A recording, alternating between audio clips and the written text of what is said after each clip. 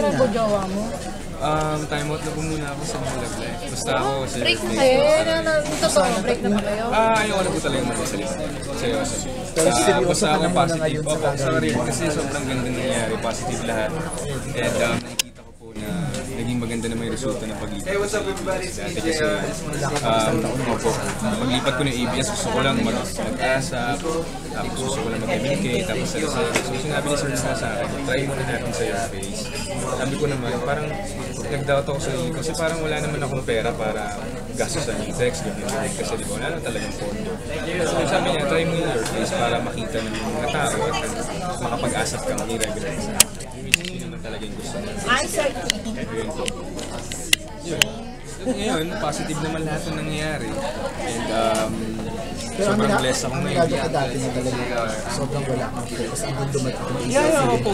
Aminado naman ako at na-open up ko rin yung kay Sir Noel. So this time, Lesson learned. at pangalawang pagkakataon, nung Sunday nga po, nag-mass ako na ngayon ko ng thank you kay Lord sa pangalawang pagkakataon na binigay niya sa akin. Kasi yung pagbabalik ko, nahihirapan din ako. Pero this time, parang ang ganda, parang lahat positive. Sobrang binibless na ako.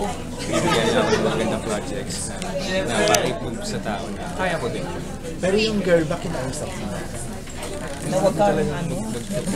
Parang once and for all malinawan. parang Kasi maayos ganito, naman. dahil dun sa declaration mo, baka mamaya may mga Kasi nagsasalita rin ako always be bashers. Yun. Baka sabihin, sumikat ka lang, dinrap mo na si Shai. Hindi po. Kumbaga ako naman kasi ayoko lang madawit like yung nangyari nung nadawit yung show at ako.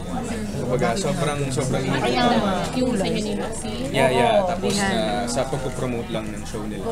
So, Kasi ang hindi maganda doon, Parang nagagamit siya. siya pa ang nagagamit. nga. So ako baga para lang ayoko lang makasakit din ng iba. So ako, Pero kinausap mo ba siya nung sinabi na yun? yeah, nakausap ko kami. And ayoko lang din madami pa ng ibang tao. So ako gusto ko lang ng tahimik. Kumbaga Sana naging quiet na rin ayoko siya. lang din maging mayabang na ginagamit ko yung ganito show ng kabila. So ayoko lang din po. So ako kaya tahimik na nag-sorry ako. Actually, nag-sorry ako ng personal kay Maxine. At ngayon po nag-sorry ako kay Miss Pia na nagamit na dawit yung pangalan nila. Sa pagka-promote lang ng show ng kabila. So, ibig I know sabihin, naman po. talagang pinuto nyo na yung lahat ng connections para kumbaga hindi naman pag-usapan. Opo, ako stop kahit ako, hindi naman ako never naman ako nagsalita about sa mga shows nila doon, sa kanya, sa love team nila. So ako, time out lang talaga. Gusto ko lang talagang tahimik para, kumbaga, pag-usapan na lang po, yung mga maganda nangyari sa akin, like this, your face, bagong naka-line up na shows.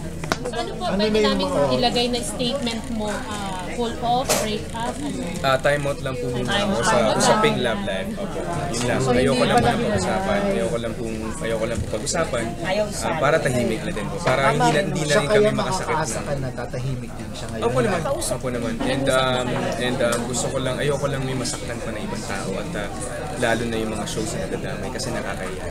EA, yung sa statement niya kasi yung latest na sinabi niya is ready siya na maging parang set aside ka muna at para mabigay yung 100% dun sa love Yeah, team, which is diba? tama naman po. Okay lang Ganun sa'yo, din. yeah. Ganun din naman ako sa kanya eh. Ganun din naman ako. Kasi siya may love team ako. Meron din naman build up. So ako, work talaga. Yun yung maganda. Work talaga. Hindi yung nagsasapawan kami na gusto namin kami. No, work talaga. So professional naman kami pag-ibig. Ikaw ba yung tipo yung dinode-develop sa kalakatin mo? Hindi naman po. Kumbaga, may respeto naman ako. And syempre, yun ang Develop develop ba? Wala naman. na respeto. Hindi naman. Syempre, Single siya. Opo naman, and respect Maxine, respect naman na lahat yung partner ko. So ako naman, pag na-develop, nga, pero hindi na aabot sa gulo. Ayoko lang talaga. Kaya, yung control ko yung sarili.